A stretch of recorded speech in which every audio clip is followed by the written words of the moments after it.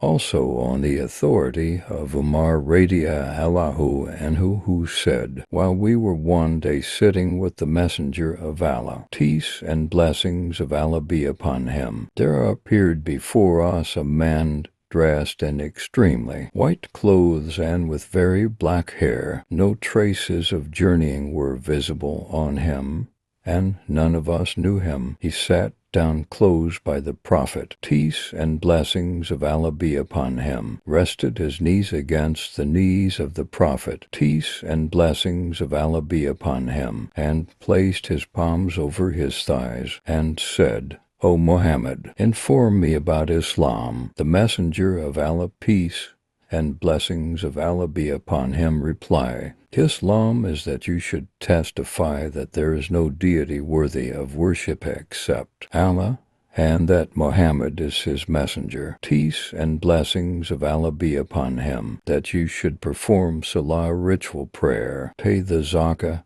fast during Ramadan, and perform Hajj pilgrimage to the house, the Kaaba at Makkah, if you can find a way to it or find the means for making the journey to it. He said, You have spoken the truth. We were astonished at his thus questioning him, peace and blessings of Allah be upon him, and then telling him that he was right. But he went on to say, Inform me about Iman faith. He, the Prophet, answered, It is that you believe in Allah and his angels and his books and his messengers and in the last day, and in fate qadar, both in its good and in its evil aspects. He said, You have spoken the truth. Then he, the man, said, Inform me about Ihsan. He, the Prophet, answered, It is that you should serve Allah as though you could see him, for though you cannot see him, yet he sees you. He said, Inform me about the hour. He, the Prophet, said, About that the one question knows no more than the questioner. So he said, Well, inform me about its signs. He said,